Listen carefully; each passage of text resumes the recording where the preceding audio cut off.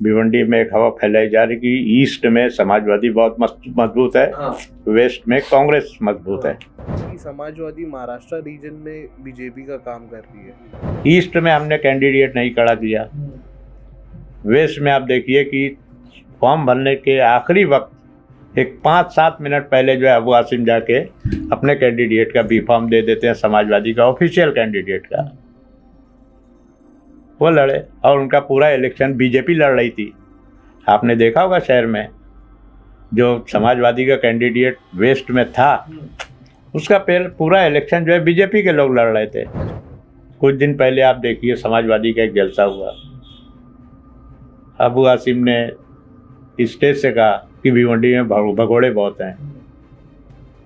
अब वो स्टेज जो लगाया था वो खुद 18 में शामिल है। कोई और गलत है तो उसको गाली दो। आप पूरे भिवंडी को गाली दोगे। भिवंडी ने आपको यहाँ जगह दी है, आपका क्या है यहाँ पे इन लोगों का।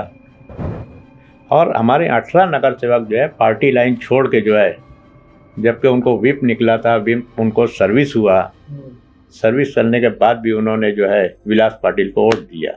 इलेक्शन से डिस्क्वालीफाई, 6 साल तक वो इलेक्शन नहीं लड़ सकते। आप इतने लोग 18 के 18 जो डिफेक्ट हुए हैं, जिन्होंने बंडखोरी किया है, बगावत की है पार्टी से, उनको या उनके फैमिली वालों को टिकट नहीं देना। ये 18 नगर सेवक की लिस्ट में किसका किसका नाम था? ये पूरा शहर तो जानता है। सबसे बड़ा इमरान वली मोहम्मद खान जो है वो 18 को लीड कर रहा था। अहमद सिद्दीकी है, उनका पूरा उनकी मिसेज, ये दोनों डिप्टी मेयर भी मिला था उनको। अब की बार अगर कांग्रेस की मेजॉरिटी आती है कॉरपोरेशन इलेक्शन में, तो मेयर का फेस हमें कौन देखने को मिल सकता है ये इलेक्शन? देखिए, अभी तो इस ताल्लुक से हम लोगों ने कोई गौर खोज नहीं किया है। मेयर जो भी है रहेगा, इंशाल्लाह अच्छा रहेगा। और हम किसी भी सूरत में बीजेपी को बैठने नहीं देंगे। अगर ठीक है कुछ सीट कम पड़ती है, अगर समाजवादी आती है, एनसीपी भी आती है, MIM का अगर कोई आ जाता है, तो हम बिल्कुल उनका साथ लेंगे। कांग्रेस क्या वर्क रिपोर्ट लेके उतरेगी ये इलेक्शन में? मैं बता रहा हूँ ना, जो इंडिविजुअल हमारे जो नगर सेवक है ना, वो काम किए हैं, अपने अपने वार्ड में लेवल पे काम किया, लेकिन पूरे सिटी के लेवल में जो काम होना चाहिए था उसके लिए लड़ रहे हैं, कर रहे हैं। और ये मेन वजह जो है ना, जो ब्रेकिंग जो हमारा वो था कि 18 नगर सेवक का जो डिफेक्शन हुआ ना, वहाँ से थोड़ा बैकफुट पे आ गई कांग्रेस।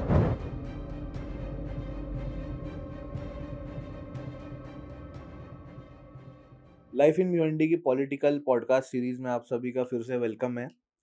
आज हम जो एपिसोड शूट करने वाले हैं वो एक काफ़ी स्पेशल गेस्ट के साथ होने वाला है, क्योंकि ये भिवंडी के एक बहुत सीनियर लेवल के पॉलिटिशियन है, काफ़ी सालों से एक्टिव है। करंटली इनका मैं इंट्रोडक्शन दूँ तो ये भिवंडी के एक्स MLA भी है और फिलहाल Indian National Congress Bhiwandi district के प्रेसिडेंट भी है। I welcome on our podcast today advocate Rashid Tahir Momin. Hello sir, कैसे हैं आप? सर, इतने टाइम से हम ट्राई कर रहे हैं आपको अपने पॉडकास्ट पे लाने का, और फाइनली इतने टाइम के बाद आप हमारे पॉडकास्ट पे आए हैं, पहली बार लाइफ इन भिवंडी में आए हैं। आपको कैसा लग रहा है? हमारा सेटअप कैसा लगा? देखिए, अच्छा लग रहा है। पॉडकास्ट सोहेल भाई से हमारे पहले से ताल्लुकात हैं। हाँ मैं जब आप थोड़ा सा शॉर्ट में मेरा तारुफ चला है, हाँ मैं यहाँ नगर सेवक रहा, काउंसिलर रहा, हाँ। नगर अध्यक्ष रहा पूरे सिटी का। नहीं, तो आपकी उस एक वक्त से मेरा लोगों के साथ ताल्लुकात है और काम भी किया हमने। आपकी एक बहुत ब्रीफ पॉलिटिकल हिस्ट्री है। आपसे हम इतनी बात कर सकते हैं और इतने पॉलिटिकल डिस्कशन कर सकते हैं कि वक्त कम पड़ जाए, लेकिन आज जिस डिस्कशन के लिए हम मिले हैं, जो भिवंडी में अभी फ़िलहाल सबसे ट्रेंडिंग माहौल चल रहा है, वो भिवंडी कॉरपोरेशन इलेक्शन का चल रहा है। तो मैं आज ये आप लोगों को बताना चाहूँगा कि इनसे हम पॉलिटिक्स के बारे में इतनी बातें कर सकते हैं, लेकिन फ़िलहाल आज हमें भिवंडी कॉरपोरेशन इलेक्शन तक ही सीमित रहना पड़ेगा। तो चलिए ये पॉडकास्ट का एपिसोड स्टार्ट करते हैं। आपके पार्टी लेवल के एक सवाल को मैं लेके आपसे ये चीज़ स्टार्ट करना चाहूँगा कि एक बहुत बेसिक क्वेश्चन है कि कांग्रेस पार्टी अब की बार भिवंडी कॉरपोरेशन इलेक्शन किन मुद्दों पर लड़ने वाली है? देखिए, मुद्दे बहुत हैं और डेवलपमेंट का इशू है शहर में। शहर के जो हालात हैं, क्योंकि मैं भिवंडी शहर से इतना डीप कनेक्टेड हूँ कि 1985 में मैं नगर सेवक बना, नगर अध्यक्ष बना। उससे पहले एडमिनिस्ट्रेटर था। हमारे नगर सेवक 85 में बनने से पहले एडमिनिस्ट्रेटर 5 साल रहा। 5 साल और 5 साल में पूरा शहर बिल्कुल खाली हो गया था। और भिवंडी का जो एक्सटेंडेड एरिया है, आपके पहले भिवंडी बहुत छोटा था, 4 किलोमीटर पे पूरा भिवंडी था, जो 100-150 साल से कॉरपोरेशन चल रही थी। किसी वक्त हमारे शहर के बड़े बुजुर्ग म्यूनसिपलिटी चलाया करते थे। लेकिन 1982 में तकरीबन 22 किलोमीटर एरिया जो है भिवंडी के एक्सटेंड म्यूनसिपलिटी के लिमिट में लाया गया, एक्सटेंड किया गया। और वहाँ पर ना पानी था, ना लाइट का इंतज़ाम था, ना सड़कें थी। कोई भी जो सिविक उनका वो मिलना चाहिए, सहूलत मिलना चाहिए, वो कुछ भी नहीं था। जैसे ये पूरा यहाँ आप तहसीलदार ऑफिस की तरफ से अगर पूरा आप कैबी नगर, नायगांव, आपका कामतघर, कल्याण रोड, ये सब जो है कॉरपोरेशन म्यूनसिपलिटी लिमिट के बाहर थे। उस वक्त म्यूनसिपलिटी थी। हम लोग चुन के आने के बाद पूरा इसके ऊपर वो ध्यान दिया और उसके ऊपर हम लोगों ने काम किया। पहले नगर अध्यक्ष हमारे रिजवान बोबेरे बने, उन्होंने बहुत तेज़ी के साथ काम किया पूरे शहर में। उसके बाद रऊफ अंसारी बने, फिर मैं बना, और हमने दोनों काम किया। आज तो एक गटर का चेम्बर लगाने के लिए वो सरकार की तरफ देखते हैं, घरपट्टी अनाप शनाप बढ़ा दिए। लेकिन हम लोगों ने कोई टैक्स ना बढ़ाते हुए और पूरे 22 किलोमीटर एरिया में पानी की पाइपलाइन डाली, पानी का इंतज़ाम किया, पानी की टाँकी बनाने का इंतज़ाम किया, आपके सड़कें बनाई, स्ट्रीट लाइट लगाई, गली गली में कंक्रीट का रोड बनाया हमने। तो ये सब करके हम ये किए थे। लेकिन आज के जो हालात हैं, बताने का मकसद ये कि उस वक्त जो भी नगर अध्यक्ष बनता था एक विजन लेके बनता था। भिवंडी का ग्रोथ, हाँ, मुझको कुछ भी ऐसा, मैं नगर अध्यक्ष बनने के बाद मैंने बहुत छोटी छोटी म्यूनसिपलिटी में गया, लेकिन मैंने देखा कि हर म्यूनसिपलिटी में एक सिटी लाइब्रेरी रहती थी, एक छोटा खेल का मैदान रहता था। भिवंडी ये सबसे एकदम खाली था। पहले ही साल स्ट्रीट लाइट लगाने का काम किए, पीली बत्ती जलने लगी, नहीं तो पहले ट्यूबलाइट जलता था। मैं जब नगर अध्यक्ष बना, मेरा पीरियड 6 महीने का था। धोबी तालाब स्टेडियम जहाँ बना है, बहुत बड़ा तालाब था, 13 एकड़ का तालाब था। मैंने बोला कि इसके हम एक बच्चों को खेल कूद का एक अच्छा मैदान हम लोग बनाएंगे। तो वहाँ पे स्टेडियम और उसके ऊपर पूरा भरनी का काम किया। मेरे ऊपर बहुत एलिगेशन हुआ, मुझको डिस्क्वालीफाई करने तक पूरा ऊपर तक गया। लेकिन हमारी नीयत साफ थी और सब होने के बाद भी हमने वहाँ पर, हालांकि यहाँ सरकार ने हमको स्टेडियम, वो तालाब ही दिख रहा था, हमने पुणे जाके टाउन प्लानिंग डिपार्टमेंट से स्टेडियम का मंजूरी लिया और सब काम हुआ वो सब। आज जो है, आज जो भी आते हैं उसके बाद से आप देखोगे, और सबसे बड़ी तकलीफ क्या, उस वक्त सरकार का पैसा नहीं आता था, हम लोग इसी में से करते थे। और कभी भी म्यूनसिपलिटी में हम जब बैठते थे नगर अध्यक्ष की कुर्सी पे, तो कोई भी सिटीज़न हमारे पास आता था तो उसको हम वापस नहीं करते थे, रिटर्न नहीं करते थे। वो बोला मेरे यहाँ खड्डा है, रोड नहीं बन रहा है ना, फौरन इंजीनियर को बुला के बोलते थे कि इसके यहाँ का ये काम हो जाना चाहिए, कैसे बनाना है, हमारी एडवांस मंजूरी क्यों देते, क्योंकि फंड की कमी नहीं थी, हमने फंड जमा करके रखा था। वहाँ पर जो म्यूनसिपलिटी में फंड था वही यूज कर लेते थे, वही यूज करते, बाहर से कोई आता नहीं था। आप देखिए, आपको एक छोटी सी मिसाल देता हूँ कि जैतूनपुरे का जो नाला है, वो नाला खुला था, हमारे पास पैसा भी था, हम नाला बनाना चाहते, सरकार हमको पैसा देती थी लोन पे। तो मुझको सेक्रेटरी ने फ़ोन किया कि ये आप MMRDA से इतना लोन ले लो, 50 लाख रुपया, ये पूरा नाला आप कवर कर लो। मैंने कहा कि हमारे पास पैसा है ना, हम क्यों ले आपसे लोन। उन्होंने मुझको सलाह दी कि आप सरकार से लोन लो, 6% इंटरेस्ट पे वो लोन मिलेगा, और उस वक्त फिक्स डिपॉजिट का रेट था 9%। उन्होंने सलाह दी कि ये 6% हमारा लो, आप हमको दो, और आप अपना पैसा फिक्स में रख के 9% कम हो लो। तो इस तरह से कहीं ना कहीं हम फाइनेंशियल स्टेबिलिटी म्यूनसिपलिटी में रखे थे। आज म्यूनसिपलिटी कर्ज में चल रही है, और आज कमिश्नर इतने बड़े 1000 करोड़ का बजट है। आज हम जाते हैं म्यूनसिपलिटी में, एक चैम्बर कवर बोलते हैं तो बोलते हैं फंड नहीं है, कहीं बोलते हैं निधि नहीं है, अलग अलग शब्द निकाल रहे हैं लोग। तो ये हालात पैदा हुए हैं। ये सब देख के आज जो है, और 3-3.5 साल से एडमिनिस्ट्रेटर आके बैठा है यहाँ पर, ये इंतहाई शर्मनाक बात है किसी भी शहर के लिए आज लोग जो है वहाँ पहुँच नहीं पाते, वहाँ पर जाना चाहिए, कुछ भी काम रहा तो वहाँ तक पहुँच नहीं पाते। कमिश्नर जो है लोगों से मिलते नहीं, नगर सेवक रहता है, आपका काउंसिलर रहता है, किसी भी सूरत में आप उनको पकड़ के अपना काम कर सकते हो। तो जब इतना मेजर चेंज देखने को मिला है तो इसका रीजन क्या है कि करप्ट हो गए ये लोग या कुछ चीजें बदल गई है भिवंडी में? पहले जैसे आपको तकलीफ नहीं होती थी फंड्स की, लेकिन अब इतनी ग्रोथ होने के बाद, भिवंडी महानगर पालिका बनने के बाद, कॉरपोरेशन बनने के बाद 20 साल हो गए हैं, उसके बाद भी ये तकलीफें हमें आ रही है। इसका क्या वजह हो सकती देखिए वजह क्या, करप्शन बढ़ गया है। मैं तो असेंबली में मेरी ये बात है है? कि मैंने असेंबली में कहा कि म्यूनसिपलिटी से कॉरपोरेशन बन गया, लेकिन कुछ बदला नहीं भिवंडी शहर में, सिर्फ करप्शन का रेट बढ़ गया। जो काम हमारा 100 रुपये में होता तो वो 1000 रुपये में आज हो रहा है। और इसकी वजह से जो है ना, जो महापौर का इलेक्शन होता है, दूसरे इलेक्शन होते हैं, उसमें पैसे की रेलपेल आप सब लोग देख रहे हो। और कहीं ना कहीं इसको अगर रोका नहीं जाएगा तो शहर जो है इसी तरह रहेगा। तो कांग्रेस का एजेंडा आखिर क्या होगा फिर आने वाले इलेक्शन में? देखो आगे इलेक्शन में हम लोग 2 चीज़ लेके चल रहे हैं। मेन एजेंडा ये है कि शहर का डेवलपमेंट होना चाहिए, और डेवलपमेंट के ताल्लुक से, और डेवलपमेंट करते वक्त हमने एक प्लान किया है कि अपने ही सिटीज़न पर टैक्स का बोझ बढ़ा के हम डेवलपमेंट करेंगे। उससे आज क्या है, यहाँ के कारोबारी हालात मैं नहीं समझता बहुत अच्छे हैं। टेक्सटाइल इंडस्ट्री, दूसरे जो भी कारोबार हैं, कोई बहुत अच्छे नहीं है कि 73% तक लोग टैक्स भरें। टेक्सटाइल भी कम हो गया है। हाँ, टेक्सटाइल कम हो गया है, लोग मॉडर्नाइजेशन में नहीं जा पा रहे हैं, ये सब तकलीफ है। तो हम लोगों ने, हमारा मैनिफेस्टो आएगा जल्दी ही, हम पूरी कोशिश कर रहे हैं कि कोई नया टैक्स नहीं लगा के, और पुराने टैक्स में खाली उसको स्ट्रीमलाइन करना, थोड़ा करप्शन को, उसको थोड़ा जो है ना, उसको दबाना है हमको। घरपट्टी आप देखिए, आप कितनी घरपट्टी लग रही है।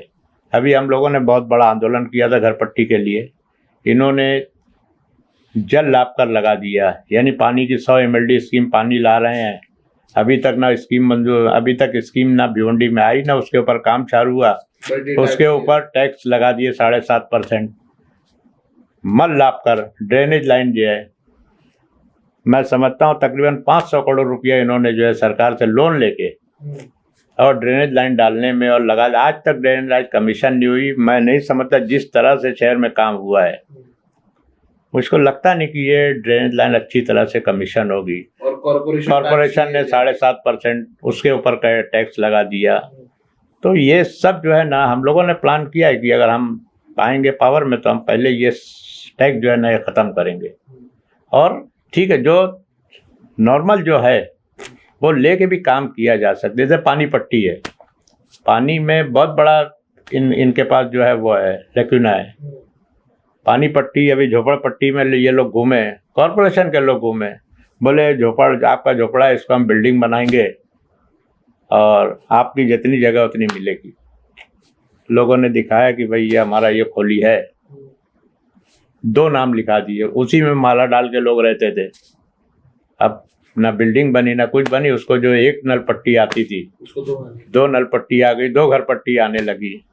अब आप देखते होंगे कि मैं अगर फ्लैट में रहता हूँ तो मेरे यहाँ 2000, 5000, 10,000 लीटर की एक टाकी रहती है, मैं भी 2100 रुपया भर रहा हूँ। अपन एक टॉयलेट का फ्लश दबाते हैं, 15-16 लीटर पानी बह जाता है। एक गरीब के झोपड़े के अंदर सिर्फ जो है उसके पास 200 लीटर की एक टाकी रहती है, बाहर कुछ बर्तन अंदर रहता है, इससे ज़्यादा वो पानी 24 घंटे में इस्तेमाल नहीं करता, भले उसके यहाँ 10 लोग हों कि 5 लोग हों, कितने भी।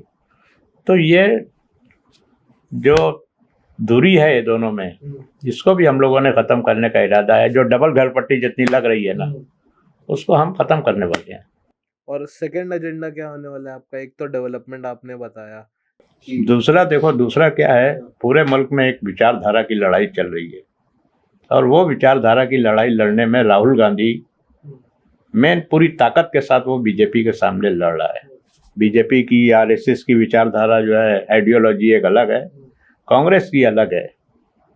अब उसको पूरा करने के लिए पार्लियामेंट में बहुत ताकत से पहुंची कांग्रेस। ठीक, आज लीडर ऑफ ऑपोजिशन है वो। ये कौन सी विचारधारा की बात कर रहे हैं आप जिसके अगेंस्ट राहुल गांधी काम कर रहे हैं?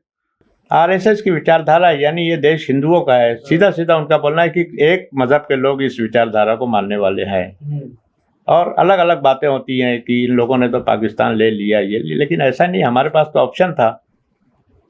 ऑप्शन था कि हम या तो पाकिस्तान चले जाएं। हमने चुना है यहाँ पर, इनके पास तो ऑप्शन नहीं था।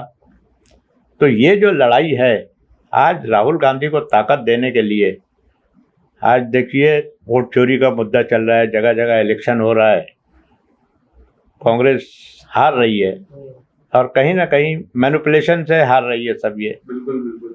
और कांग्रेस को ताकत देने के लिए हमको ग्राम पंचायत लेवल से ताकत देने की जरूरत है। अगर हर तरफ हम अपने इश्यूज लेके, हाँ, बस नीचे से देखें तो हमारा दूसरा मुद्दा यही है कि हम नीचे से जो है ना, कांग्रेस और राहुल गांधी को ताकत अगर देने का काम करेंगे तो एक दिन इंशाअल्लाह ताला ये जो है कांग्रेस एक दिन पावर में आएगी। उससे मिली जुली जो पार्टियां हैं, ये समाजवादी यूपी में बहुत अच्छा काम कर रही है, लेकिन वही समाजवादी जो है महाराष्ट्र में आके ये बीजेपी के हाथ में खेल रही है। मैं क्लियर बोलता हूँ ये सब बातें। तो अब की बार कितने सीट्स पे कांग्रेस चुनाव लड़ने वाली है? देखो, सीट्स तो मेरा जहाँ तक अंदाज, हमारी पूरी कोशिश है कि पूरे 90 सीट पे हम इलेक्शन लड़ें। हमारा फॉर्म, आज हमने फॉर्म सबसे पहले शुरू किया और अभी तक मैं समझता हूँ कि तकरीबन 160 फॉर्म हमारे यहाँ से गए हैं। और एक बात बहुत अच्छी है कि एक जनरल भिवंडी में एक हवा फैलाई जा रही कि ईस्ट में समाजवादी बहुत मजबूत है, वेस्ट में कांग्रेस मजबूत है। लेकिन आप देखोगे कि मैं जब पहली मर्तबा एमएलए रहा तो ईस्ट वेस्ट दोनों था और इवन पूरा ग्रामीण था। मतलब ईस्ट वेस्ट अलग नहीं था और हाँ, और ग्रामीण भी था, पूरा भिवंडी में था। तकरीबन 5 लाख के करीब वोटर थे उस वक्त। और पॉपुलेशन का अगर आप वो देखोगे ना डिवीजन, तो उस वक्त तकरीबन 23-24% मुस्लिम थे पूरे कॉन्स्टिट्यूंसी में और बाकी 75% जो है नॉन मुस्लिम थे। उसके बावजूद जो है मैं पहला 1999 में इलेक्शन जीता। ये तकरीबन 23,000 वोट की लीड से जीता। तो कम्युनलिज्म जो है, फिरका परस्ती बिल्कुल नहीं थी कहीं भी। ये सब बात के जो है बीजेपी आने के बाद ये सब की। और आज भी जितनी इज्जत के साथ मेरा नाम ग्रामीण के लोग लेते हैं उतना आप देखोगे कि शहर में नहीं है वो चीज़, क्योंकि बहुत काम किया हम लोगों ने, सब ग्रामीण में भी किया, शहर में सब तरफ काम किए। आने वाले इलेक्शन में कांग्रेस की पोजीशन तो देखने वाली रहेगी। आपने अभी बोला था कि समाजवादी महाराष्ट्र रीजन में बीजेपी का काम कर रही है, तो ये किस तरह से कर रही है? मेरे को इसके बारे में थोड़ी ब्रीफिंग दीजिए। देखिए, आपने देखा ना कि अभी पार्लियामेंट का इलेक्शन हुआ। पार्लियामेंट के इलेक्शन में ठीक है, सीट गई, एनसीपी के पास गई सीट, एनसीपी का कैंडिडेट आया। कांग्रेस बहुत नाराज थी, लेकिन सबसे पहले मैं आगे बढ़ के मैंने बोला नहीं, पार्टी का एक बार डिसीजन हो गया ना, हमको टारगेट हमारा जो है दिल्ली है और वहाँ राहुल गांधी की तरफ से अगर अलायंस हो गया है तो हमको लड़ना नहीं है, हमको सब। और वो बात लोगों ने माना और कांग्रेस पार्टी पूरी ताकत के साथ वो इलेक्शन में गई।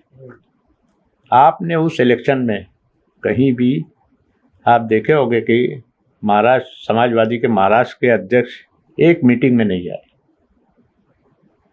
हमने नहीं था, कोई इन्वॉल्वमेंट ना उनका दिखा नहीं। वहीं असेंबली का इलेक्शन आता है, असेंबली के इलेक्शन में अलायंस में तय हुआ कि ईस्ट की सीट समाजवादी को गई। हालांकि हम लोग नाराज थे, हम नहीं देना चाह रहे थे क्योंकि ईस्ट में उनका कुछ भी नहीं था। एक उनके सिर्फ 2 नगर सेवक थे, वो भी डिफेक्ट होके विलास पाटिल के साथ मिल गए थे। लेकिन फॉर्मर एमएलए, लेकिन फॉर्मल एमएलए का पहली मरतबा 19 में चुन के आए हैं। अच्छा, 17 में जो इलेक्शन हुआ हमारा, उससे पहले नहीं थे ना। हाँ, लेकिन ईस्ट में भी हाँ फॉर्मल एमएलए उनका था, लेकिन 17 में जो इलेक्शन हुआ था उसमें उनकी सिर्फ 2 सीट आई थी। वो भी डिफेक्ट होकर चले गए थे कॉर्पोरेशन में, कोई सीट नहीं थी। उसके बावजूद ईस्ट की सीट उनको दी गई। ईस्ट की सीट दी गई, यह तय हुआ कि वेस्ट कांग्रेस लड़ेगी। ठीक है, कांग्रेस ने ऊपर से अलायंस में राहुल गांधी बहुत बड़ा दिल करके सब काम करते हैं। उन्होंने बोला चलो तय कर लो, ये ख़त्म करो। ईस्ट में हमने कैंडिडेट नहीं खड़ा किया। वेस्ट में आप देखिए कि फॉर्म भरने के आखिरी वक्त एक 5-7 मिनट पहले जो है अबू आसिम जाके अपने कैंडिडेट का बी फॉर्म दे देते हैं, समाजवादी का ऑफिशियल कैंडिडेट का। वो लड़े और उनका पूरा इलेक्शन बीजेपी लड़ रही थी। आपने देखा होगा शहर में जो समाजवादी का कैंडिडेट वेस्ट में था, उसका पूरा इलेक्शन जो है बीजेपी के लोग लड़ रहे थे। अच्छा, ये चीज करने का रीजन क्या था उनका? मतलब रीजन ये कि हमारा वोट तोड़ना, कहीं ना कहीं, मतलब कहीं ना कहीं मुस्लिम वोट को जो है ना डिवाइड करना, ये उनका मेन रीजन था।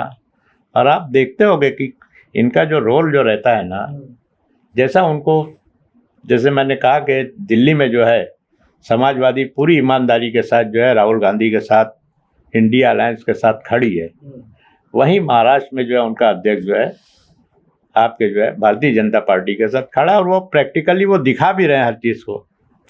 जहाँ जहाँ अगर कांग्रेस का रहता है ना, जैसे एमआईएम है, एमआईएम देखिए ना, हैदराबाद में 7 सीट लड़ती है और जाती है बिहार में, जाती है तो बोलती है कि हम 200 सीट लड़ेंगे, यूपी में भी बोले हम 100 सीट लड़ेंगे। तो ये कहीं ना कहीं सेकुलर वोट को तोड़ने का है लोग। ठीक है, अच्छे हैं ये लोग, बोलते हैं हर इशू के ऊपर, लेकिन जब इलेक्शन का था कहीं ना कहीं बैठना तो चाहिए इनको। लेकिन समाजवादी बीजेपी का इलेक्शन लड़ रही है तो बहुत बड़ा एलिगेशन है। नहीं है, सही है ना। आप देखिए ना महाराष्ट्र की पॉलिटिक्स देखिए ना भाई। आपने पार्लियामेंट के इलेक्शन में इंडिया अलायंस पूरी ताकत के साथ लड़ रहा था कि देश में जो है मोदी का खात्मा होगा, इस ताकत से। उस इलेक्शन में आपने कहीं देखा अबू आसिम को? ना भिवंडी में देखा, ना महाराष्ट्र में देखा, ना यूपी में देखा। आप कहाँ देखे बताओ आप? असेंबली के इलेक्शन में जो है वो लोग यहाँ खड़ा कर दिए, मालेगांव में खड़ा कर दिए, कहीं और कहीं जगह खड़ा कर दिया। और कैसे कांग्रेस के लोग गिरे, यही काम करते हैं। और जिस दिन रिजल्ट निकला सेशन में, जिस दिन शपथ विधि थी एमएलएस की, कांग्रेस को तो 18-20 ही सीट मिली, समाजवादी के 2 एमएलए आए।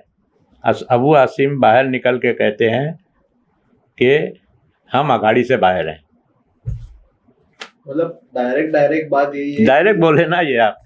भिवंडी वेस्ट का जब एमएलए इलेक्शन था तो समाजवादी को ऑन ग्राउंड लाने वाली, मुस्लिम लोगों का वोट खराब करने वाली, बस यही एकदम, मतलब। और इलेक्शन का आखिरी 5 दिन आप देखिए ना, आप भिवंडी में रहते हैं आप लोग सब, और भिवंडी के लोगों ने देखा कि समाजवादी का इलेक्शन कौन लड़ रहा था।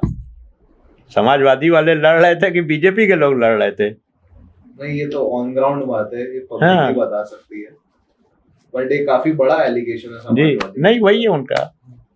तो ये कहीं ना कहीं आने वाले कॉर्पोरेशन इलेक्शन में भी आपको लगता है लड़ेंगे? देखिए, लड़ेंगे वो लोग तो, पॉलिटिक्स है, हम भी लड़ रहे हैं, वो भी लड़ रहे हैं, लेकिन हम लोग जो है ना लोकल इशू के ऊपर, पार्टी की विचारधारा के ऊपर लड़ रहे हैं। 2017 के इलेक्शन की जब बात करें तो कांग्रेस की हवा वो टाइम पे काफ़ी मजबूत थी, कांग्रेस के पास मेजॉरिटी थी। लेकिन अभी वही चीज़ ये कॉरपोरेशन इलेक्शन में देखा जाए तो क्या वो पोजीशन अभी भी सेम है या कुछ अलग देखने को? देखिए, थोड़ा सा आपको उसका धक्का बैठा है, क्योंकि 2017 में आपने देखा होगा कि राहुल गांधी के ऊपर आरएसएस, महात्मा गांधी जी का कत्ल जो हुआ था, उसका आरोप जो है उन्होंने भाषण में अपने आरएसएस पर लगाया था। उसके ऊपर भिवंडी कोर्ट में एफआईआर हुआ, कोर्ट चला, 2-3 मरतबा राहुल गांधी अपीयरेंस में उनको पर्सनल आना पड़ा। वो एक बड़ा फैक्टर था जो 17 में हमारी 47 सीट आई ना, उसका बहुत बड़ा फैक्टर वो राहुल गांधी को जो इस तरह से इन्होंने कोर्ट में बिठाना लाना, लोग उसको अच्छा नहीं समझे और लोगों ने फिर उस वक्त कांग्रेस को बहुत ताकत के साथ वोट दिया था। और अच्छी तरह से ताकत के साथ कांग्रेस चुन के आने के बाद जो है कहीं ना कहीं हमारे कॉरपोरेटर जो है एक इंडिपेंडेंट कैंडिडेट की तरफ डिफेक्ट होते हैं, बंडखोरी करते हैं, और उसकी वजह से जो है कांग्रेस को थोड़ा धक्का लगा है। क्या ये 18 नगर सेवक, 18 नगर सेवक, यही वही इशू, ये 18 नगर सेवक का इशू था क्या? डिटेल में इसके बारे में कुछ बताएंगे? देखिए, कुछ नहीं है कि मेयर का इलेक्शन टाइम पे हुआ क्या था, कौन लोग इन्वॉल्व थे? मैं बता रहा हूँ ना, मेयर जावेद दलवी थे, कांग्रेस से मेयर थे। हाँ। और इलेक्शन जब 2.5 साल उसके मुद्दत रहती है 2.5 साल का, फिर मेयर का इलेक्शन होता है।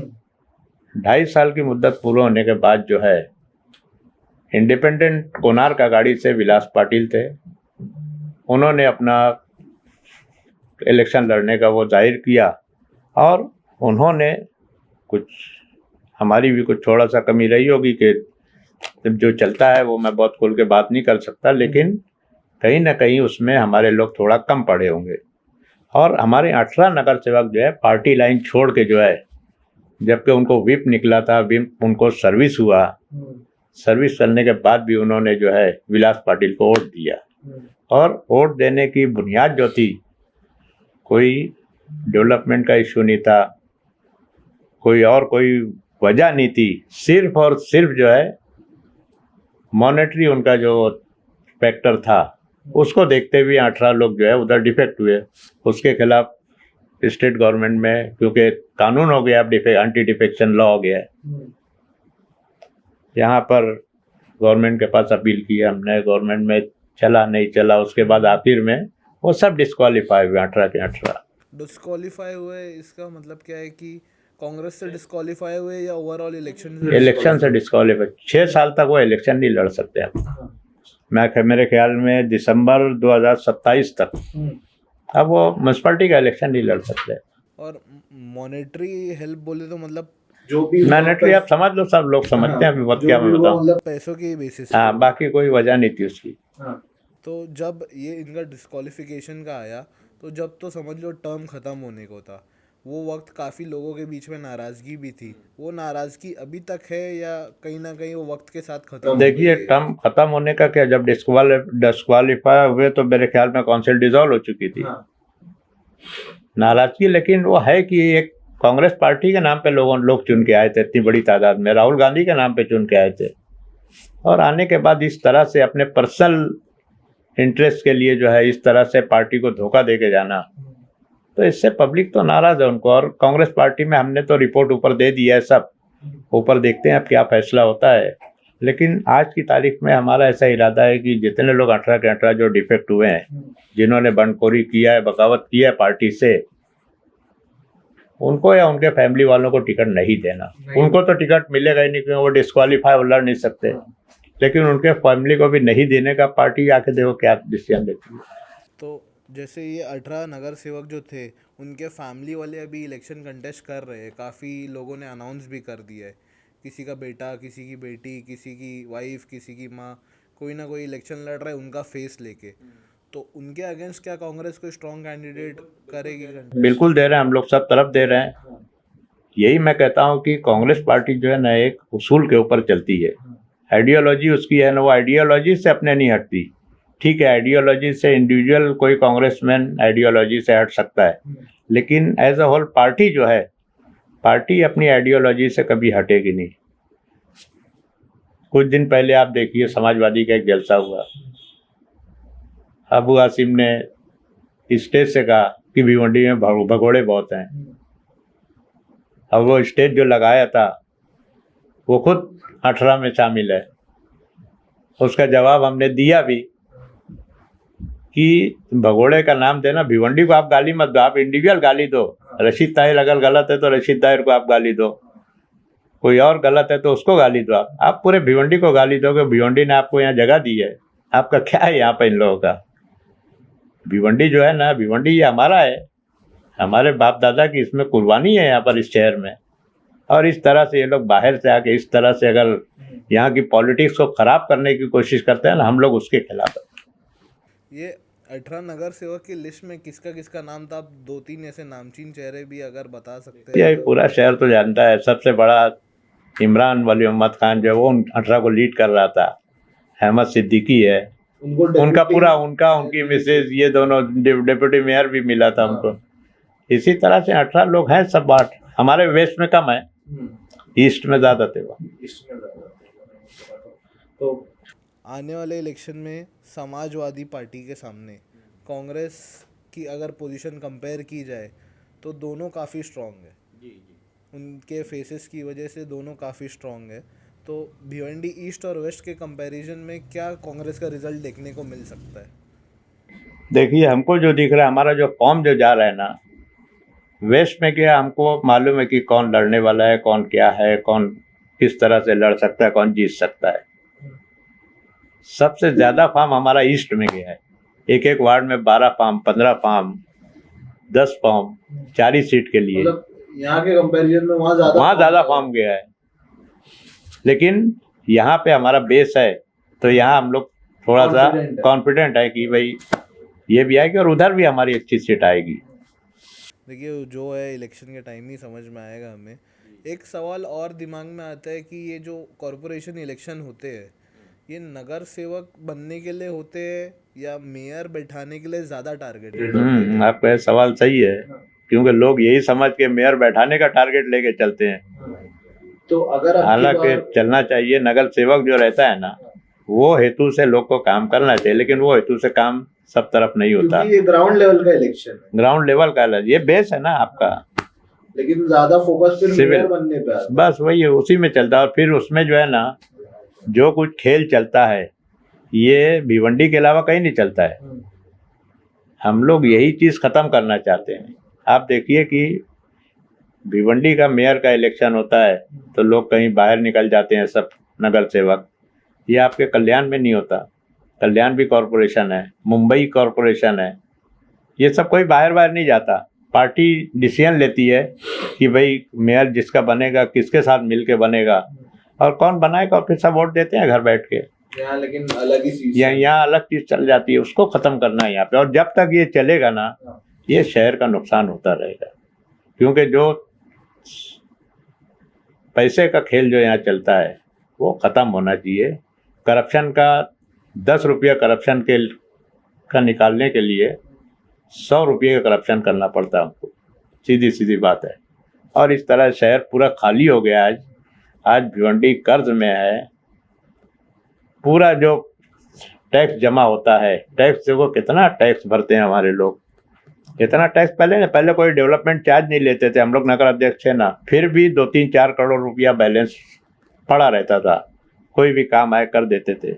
आज कोई भी काम करने से पहले सोचना पड़ता है कि पैसा कहाँ से आएगा। हाँ, सरकार की तरफ देखते हैं, कोई मंत्री की तरफ देखते हैं, तो ये हालत हो गई है। अब की बार अगर कांग्रेस की मेजॉरिटी आती है कॉरपोरेशन इलेक्शन में, तो मेयर का फेस हमें कौन देखने को मिल सकता है ये इलेक्शन? देखिए, अभी तो इस ताल्लुक से हम लोगों ने कोई गौर खोज नहीं किया है। मेयर जो भी है रहेगा, इंशाल्लाह अच्छा रहेगा। लेकिन हम कोशिश करते हैं कि एक अच्छा चेहरा जो है मेयर के इलेक्शन में आवे, जो शहर से मोहब्बत करे। बाकी क्या है, ठीक है, मेयर जीतने के लिए फिर कैसे काउंसिलर संभालना, ये कंसेप्ट जो है ख़त्म होना चाहिए।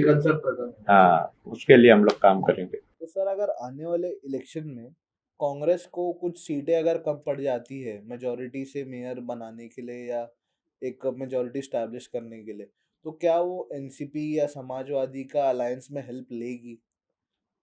देखिए, हम चाहेंगे कि सेकुलर पार्टियां जो हैं, वो हम कभी भी नहीं चाहते कि बीजेपी जो है म्यूनसिपैलिटी के इक़्तिदार पे बैठे।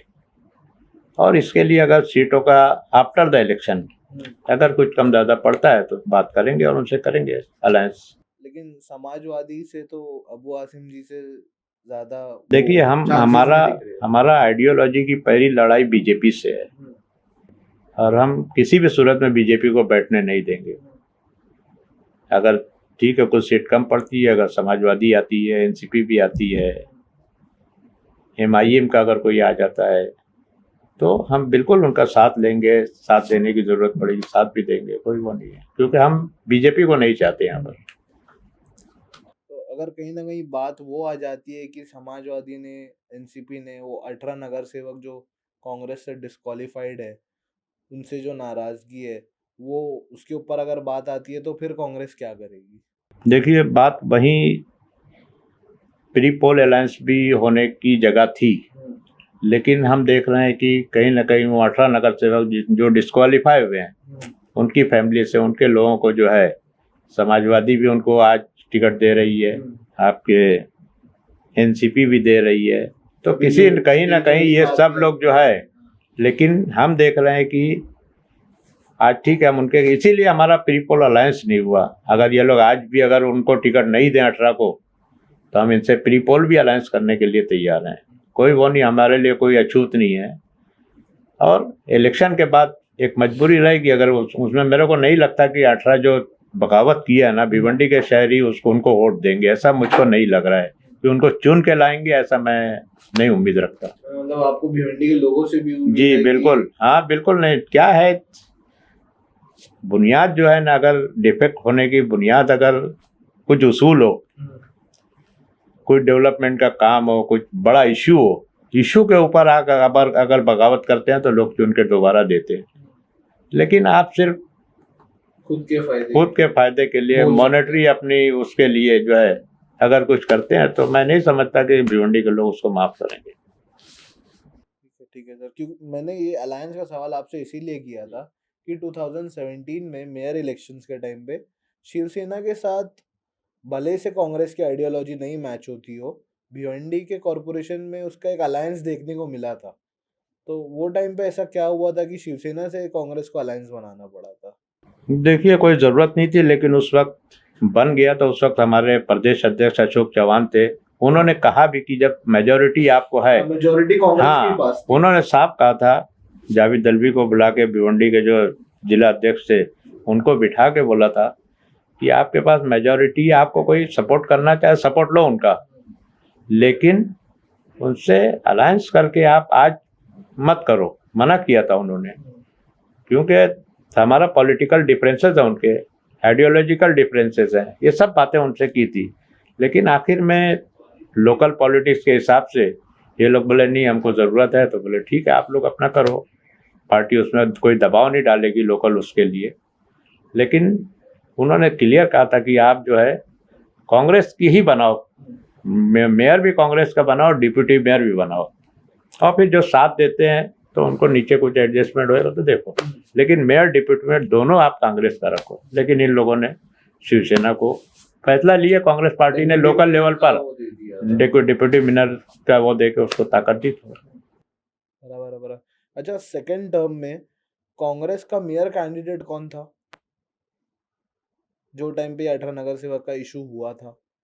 देखिए, कांग्रेस का मेयर का कैंडिडेट, उसमें थोड़ा सा इन्होंने डिले किया, लेट किया थोड़ा, कई नाम थे और हर तरह से वो सक्षम भी थे, लेकिन बाद में उन्होंने पप्पू राका की मिसेस, हालांकि ऋषिका राका एक अच्छी लेडी है, वो मैंने देखा है उसको कि अगर वो बैठती तो अच्छी, हाँ यूथ पॉलिटिशियन है, और लेडीज जिस तरह से काम करना चाहिए वो काम करती शहर के लिए। लेकिन उन्होंने थोड़ा लेट किया, और उस वक्त जब अपने लोग बहुत से निकल चुके थे डिपो, वो पहले जो किए ना वो लोग, उससे नाराजगी है हम लोग।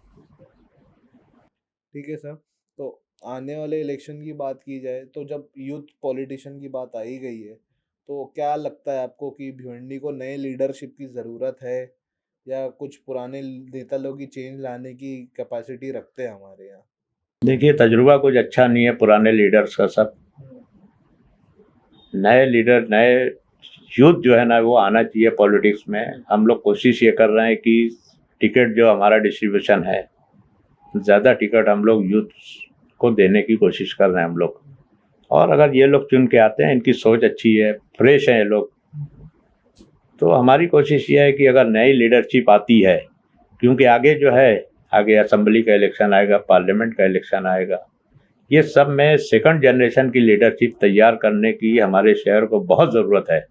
आज भी हम लोग उसी लेवल पे चल रहे हैं, अभी तक सेकंड जनरेशन की लीडरशिप तैयार नहीं हो रही हमारे यहाँ। और उसकी मेन वजह यह है कि भारतीय जनता पार्टी और कुछ और लोगों के ज़रिए समाज में पैसे का इतना रेलपेल करके रखे हैं ना कि नई लीडरशिप तैयार नहीं हो पा रही है उसमें।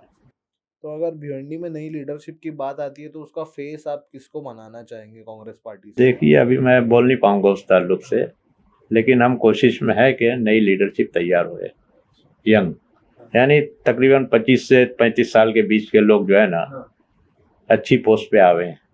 एक सोचने वाली बात ये भी है, क्यूरियोसिटी सी है समझ लो, कि जैसे आप अगर पार्टी प्रेसिडेंट है कांग्रेस के, तो भिवंडी के कॉरपोरेटर्स पे आपके कितना होल्ड रहता है? अगर वो कंटेस्ट करके जीत जाते हैं या जीतने के पहले बोलो, पार्टी प्रेसिडेंट का कॉर्पोरेटर के ऊपर कितना होल्ड होता है? देखिए अभी जो नया कानून आ गया है ना, जैसे 4 का पैनल आ गया, तो अब पार्टी का रोल बढ़ गया सब। पहले क्या था, कॉर्पोरेटर लोग इंडिविजुअल कमेटी के इलेक्शन में लड़ते थे, दूसरे इलेक्शन में। अब सब बातें जो है ना नॉमिनेशन पे आ गई हैं। अब जो है मेयर का सिर्फ इलेक्शन होता है, पार्टी डिसाइड की मेयर बिठा दी, लेकिन उसके बाद मेयर और डिप्टी मेयर, उसके बाद जितनी भी पोस्ट है स्टैंडिंग कमेटी में कौन जाएगा ये पार्टी डिसाइड करेगी। पार्टी डिसाइड करेगी। हाँ, कमेटी में कौन जाएगा, दूसरी पोस्ट पे कौन जाएगा। और अगर जो हमारा नॉमिनी जो अगर बराबर नहीं काम करता है तो पार्टी नेक्स्ट टाइम उसको हटा के दूसरा को कर दी। मतलब काफी इन्फ्लुएंस हाँ, आ गया है पार्टी का बढ़ गया है। और पार्टी मेयर और डिप्टी मेयर के इलेक्शन में भी पार्टी को व्हिप का पावर है। पार्टी का जो गठनेता उसके थ्रू व्हिप निकाल देगी कि भाई मेयर के लिए सब इसके ऊपर इसको वोट दो। अगर उसको वोट नहीं देते हैं तो उसको डिस्क्वालीफाई करने का वो हमारे पास प्रोविजन। तो इस तरह पार्टी का वो रोल ज़्यादा बढ़ गया इसमें। ठीक है। तो इंडिविजुअल लेवल पे जब एक कैंडिडेट की बात करें तो कांग्रेस के कैंडिडेट से भिवंडी की पब्लिक क्या एक्सपेक्ट कर सकती है ये इलेक्शन में? देखिए कांग्रेस के इंडिविजुअल लेवल पे कांग्रेस के कैंडिडेट काम करना चाहिए। मैंने एक बहुत अच्छा मराठी में एक लेख देखा था, नगर सेवक, नगर नो से नाली, गो से गटर और रो से रोड, ऐसा कुछ है, सड़क। तो ये सब काम के लिए उसको हम लोग चाहते हैं कि सब काम करें। और दूसरी एक अहम बात क्या है,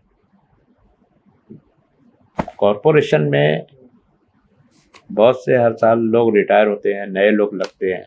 हम चाहते हैं कि यहाँ के बच्चे हमारे यूथ जो हैं वो लगने चाहिए, वो लग नहीं पा रहे हैं। मैं जब प्रेसिडेंट था मैंने बहुत लोगों को लगाया और वो खेप अब जो है ना बहुत से रिटायर हो चुके हैं, रिटायरमेंट के करीब हैं।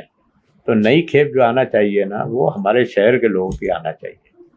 ये एक बड़ा इशू है। ये नगर सेवक एक्टिव रहेंगे तो वो लोग कहीं ना कहीं प्रेशर करके जो है अपने लोगों को नौकरी पे लगाएंगे।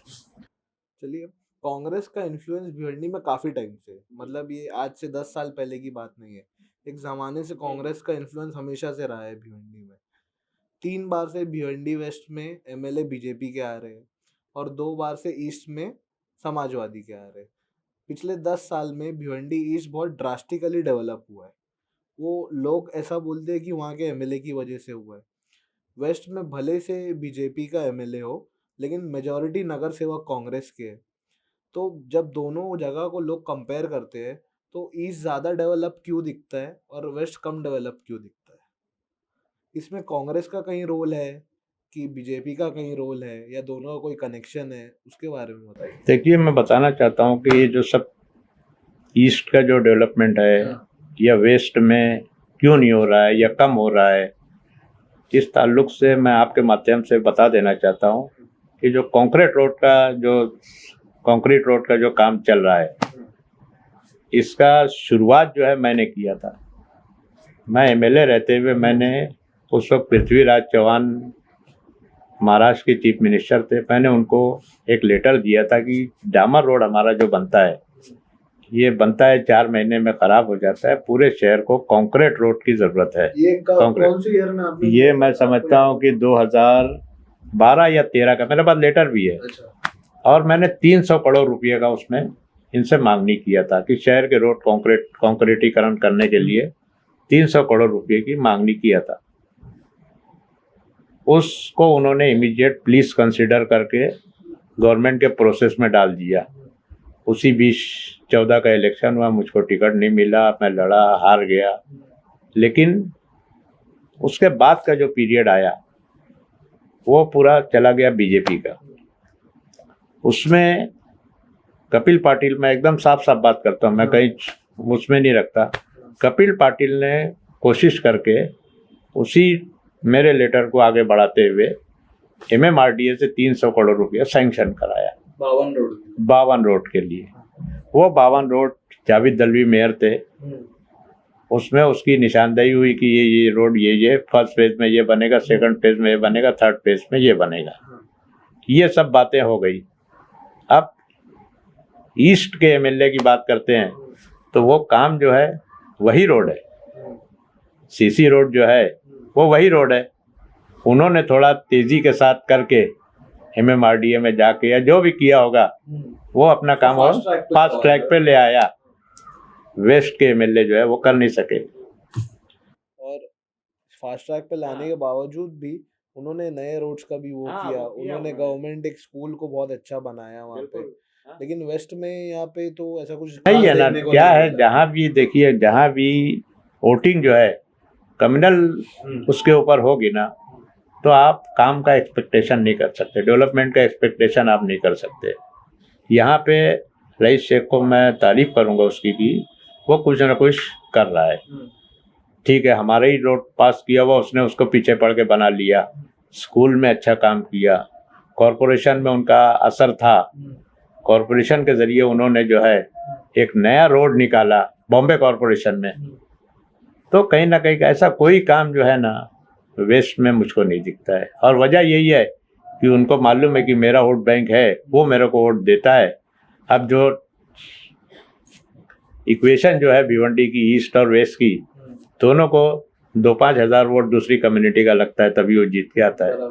अब वो उतना वोट उधर हमारे लोग उसको देते हैं, इसकी वजह से वो जीत के आ रहा है। अच्छा, वेस्ट में जब ऐसा कुछ खास काम नहीं हुआ है तो फिर कांग्रेस क्या वर्क रिपोर्ट लेके उतरेगी ये इलेक्शन में अपने पोर्टफोलियो में? मैं बता रहा हूँ ना, जो इंडिविजुअल हमारे जो नगर सेवक है ना, वो काम किए हैं, अपने अपने वार्ड में लेवल पे काम किया, लेकिन पूरे सिटी के लेवल में जो काम होना चाहिए था उसके लिए लड़ रहे हैं, कर रहे हैं। और ये मेन वजह जो है ना, जो ब्रेकिंग जो हमारा वो था कि 18 नगर सेवक का जो डिफेक्शन हुआ ना, वहाँ से थोड़ा बैकफुट पे आ गई कांग्रेस। ये उसके हाँ, बाकी इंडिविजुअल वार्डों में जो है हमारे नगर सेवक काम कर रहे हैं पहले से भी। और इवन 3.5 साल से एडमिनिस्ट्रेटर बैठा है, उसके बावजूद काम हो रहे हैं वहाँ पे। लेकिन देखा जाए तो भिवंडी वेस्ट में काफी ऐसे वार्ड अभी भी है जहाँ की हालत पहले से भी खराब हो चुकी है। जैसे बंगालपुरे का एरिया हो गया, दरगाह रोड के कुछ एरिया हो गए, थाना रोड की कभी कभी कुछ कुछ जगहों पे कंडीशन बहुत खराब है। तो पिछले 8 साल में इसका डेवलपमेंट क्यों नहीं कर पाए कांग्रेस के नगर सेवक? क्योंकि एरिया तो उनका ही था, उनका ही डोमिनेटेड पैनल था वहाँ पे। देखिए क्या है, ये कुछ वार्डों में काम कम हुआ, कुछ ज़्यादा हुआ, लेकिन कहीं कहीं ना कहीं जो है ना, काम करने के ताल्लुक से रुकावटें बहुत लाई थी। पिछले 3.5 साल में ना आपने देखा होगा कि पास किया हुआ काम हमारा जो है ये लोग डाइवर्ट किए इन्होंने। अभी हमारे यहाँ डिसॉल्व होने के बाद, हाँ, बॉडी डिसॉल्व होने के बाद हमारे यहाँ एक रोड का काम था, क्या नाम है, कारोली रोड, पेट्रोल पंप से लेके जो है सिद्दीकी वकील के बंगले तक का था। 5 करोड़ का एस्टिमेट था। सब 3-4 साल से हमारे भाई जिंदा थे, उन्होंने उस वक्त से सब मंजूर करा के रखा था। आज जो है, अभी मुझको जब कंक्रीट रोड का सब टेंडर फाइनल होने का काम आया तो मालूम पड़ा कि आमदार ने जो है वो रोड जो है कामत घर में शिफ्ट कर दिया। तो कहीं ना कहीं बीजेपी जो है सब उससे जो प्रोसीजर रहता है उससे हट के जो है मनमानी तौर पे काम करते हैं सब। तो ये कहीं ना कहीं थोड़ा सा रुकावट है ये सब काम आपने इलेक्शन के ताल्लुक से भी बोला कि हमारे जो भिवंडी वेस्ट के एमएलए है वो कहीं ना कहीं कम्युनल राजनीति का भी इस्तेमाल करते हैं अपने कैंपेन में, उसकी वजह से ही वो आते आगे। तो ये पॉडकास्ट एंड करने से पहले मैं आपसे यही बोलना चाहूँगा कि भिवंडी के लोगों को आने वाले जो भिवंडी इलेक्शन है उसके ताल्लुक से आप एक मैसेज दे कि क्या आपको ध्यान में रखना है और वोट किस बेसिस पे आपको अपने कैंडिडेट को देना है। देखिए, एक ही बात करेंगे हम कि कैंडिडेट का सिलेक्शन करने से पहले ना आप दोनों चीज़ें देखें कि एक तो कैंडिडेट आप जिसको सिलेक्ट कर रहे हो वो आपके वार्ड के ताल्लुक से, आपके पर्सनल ताल्लुक से कितना ईमानदार है, दयानतदार है, कितनी ईमानदारी के साथ आपके वार्ड का और आप लोगों का काम कर सकता है, या उसके अंदर कितनी काम करने की सलाहियत है, काबिलियत है। ये देखने के अलावा ना एक आइडियोलॉजी का फैक्टर बहुत बड़ा है। जैसे मैंने कहा कि जो कुछ खाली कम्युनल जो बात करके लोगों को तोड़ने का काम करते हैं, मैं बहुत साफ साफ कुछ कहता हूँ, कई भाषण में मैं कहता हूँ कि कुछ लोग जो है वो वोट कटुआ बोलते हैं यूपी में, सिर्फ वोट काटने का ही काम करते हैं। तो ऐसे लोग से होशियार रह के आप आइडियोलॉजी, आज जो लड़ाई चल रही है पूरे मुल्क में ना, ये सीधा सीधा राहुल गांधी और मोदी की लड़ाई चल रही है। और जितनी ताकत के साथ राहुल गांधी लड़ रहा है बीजेपी से या मोदी या उनके लोगों से, उतनी ताकत के साथ इंडिया में कोई भी लीडर जो है, आपने देखा होगा कि नहीं लड़ रहा है। अभी वक्फ बोर्ड का इतना बड़ा मामला हुआ, उसके इलेक्शन का रिजल्ट देखे हमने, कहीं ना कहीं एनसीपी, हालांकि शरद पवार जी इंडिया अलायंस में खड़े हैं, सोनिया गांधी की उम्र जो 80 साल होने को आई है, वो रात में 2:30 बजे तक पार्लियामेंट में बैठ के वोटिंग में हिस्सा ली। और हमारे जो है एमपी जो है वो एब्सेंट रहे एनसीपी के। तो कहीं ना कहीं ये जो आइडियोलॉजी की जो लड़ाई चल रही है, जबकि एमपी को चुन के देने में सबसे बड़ा रोल जो है मुस्लिम माइनॉरिटी का, भिवंडी का था। मैं भिवंडी को बोलता हूँ, माइनॉरिटी जाने दो, मुस्लिम जाने दो, भिवंडी का रोल बड़ा था, क्योंकि 6 असेंबली कॉन्स्टिट्यूएंसी में से 4 में वो माइनस में थे। भिवंडी जब जब काउंटिंग चालू हुई तो वो 66,000 की लीड लेके जीती। वो चारों कवर करके, चारों का जो गैप था वो भर के उसके बाद 66,000 की लीड मिली। तो कहीं ना कहीं उनको इसका ख्याल रखना चाहिए था। तो ये उसका ख्याल नहीं रखा। वाइस प्रेसिडेंट का इलेक्शन हुआ, कांग्रेस के 100 के करीब लोकसभा के मेंबर, एक भी एमपी जो है क्रॉस नहीं किया। दूसरे जो पार्टी हैं, लेकिन एनसीपी के जो है 10 में से 8 एमपी क्रॉस वोटिंग किए। तो कहीं ना कहीं जब तक आप जो है अपनी आइडियोलॉजी को मजबूत नहीं करोगे, और ऊपर सरकार में जब तक सेकुलरिज्म और कॉन्स्टिट्यूशन की बालादस्ती नहीं आएगी ना, हम बहुत कुछ अपने लोगों को नहीं दे सकते। नहीं, मैं आपकी बातों से ये भी समझ रहा हूँ कि जब आपको अलायंस ने इतना सपोर्ट किया तो आपने फिर वो चीज़ का ध्यान रखना चाहिए था। सिर्फ अपने फायदे के लिए उन्होंने वो किया। हाँ, अपना फायदा देखते हुए उन्होंने और चीज़ों का ख्याल नहीं रखा। आप ये बोलना चाहते तो ये इलेक्शन में मैं चाहूँगा कि जो आप वोटिंग में जब जाएं तो दोनों बातों का ध्यान रखें। एक तो राहुल गांधी को ताकत देना है हमको नीचे से, क्योंकि आगे असेंबली आएगा, 2029 का इलेक्शन आएगा। और ये भी देखो कि आप जिस उम्मीदवार को चुन के दे रहे हो वो आपका काम कितना करेगा, कैसे करेगा, उसके अंदर सलाहियत भी है कि नहीं काम करके देने की। और बिल्कुल मैं आज फिर ये बात कहूँगा, बीच में भी कहा मैंने कि जो लोग पार्टी के नाम पे किसी भी पार्टी से आए, पार्टी के नाम से चुन के आने के बाद अगर उसी पार्टी से अगर बगावत करते हैं, तो ऐसे लोग को मैं चाहूँगा कि ऐसे लोग को आप लोग वोटिंग में ना दें। सिस्टम बदलने के लिए सोच बदलना भी बहुत ज़रूरी है। ठीक है, काफ़ी अच्छा डिस्कशन हुआ आपके साथ। Thank you so much sir. ये पॉडकास्ट एपिसोड को यहीं पे ख़त्म करते हैं। इनके साथ जो डिस्कशन हुआ वो काफ़ी मीनिंगफुल था। बहुत सारे फैक्ट्स जो नहीं लोगों को पता थे उन्होंने ये चीज़ बताई है। भिवंडी की एक ब्रीफ हिस्ट्री के बारे में भी स्टार्ट में हमारे साथ बात की है। तो बहुत अच्छा पॉडकास्ट रहा है। आई होप कि भिवंडी के लोगों को भी हेल्प करेगा। आप वीडियो को लाइक करिए, शेयर करिए, चैनल को सब्सक्राइब करिए और हमारे साथ बने रहिए। और पॉडकास्ट के लिए कमेंट में ज़रूर बताइएगा नेक्स्ट गेस्ट हम हमारे पॉडकास्ट पे किसे बुला सकते हैं और आप किसे बुलाना चाहते हैं। Thank you so much. और अपना ओपिनियन भी कमेंट में दें। और अपना ओपिनियन आने वाले इलेक्शंस के बारे में, पॉडकास्ट के बारे में ज़रूर कमेंट में बताएं। Thank you so much.